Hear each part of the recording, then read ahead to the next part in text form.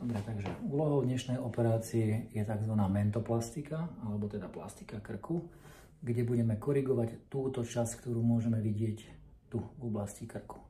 V tejto časti sa nachádza tukové tkanivo, ktoré potrebujeme skorigovať, a to dvomi spôsobmi. Najprv urobíme liposukciu jednej časti, kde bude drobný rez tuto pri ušnici, takmer neviditeľný. Odstránime alebo skorigujeme časť tukového tkaniva, ktoré sa nachádza v podkoži.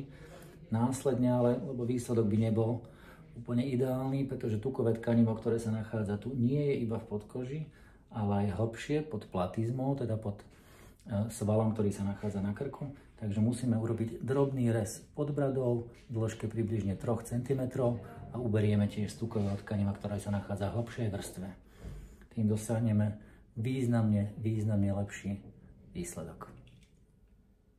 Dobre, takže toto je stav hneď po operácii. Skončili sme operáciu asi pred 10 minútami a vidíme, že napriek tomu, že celé to tkanivo je ešte infiltrované roztokom na znecitlivenie, ktorý teda výrazne zväčší objem toho tkaniva aj pohľadovo, tak napriek tomu je už pekne vidieť, že ten výsledok bude naozaj evidentný a viditeľný. Čiže tak, jak som spomínal, urobili sme liposukciu, ultrazvukovú liposukciu Vaser a následne sme odseli takou špeciálnou vibračnou odsávačkou.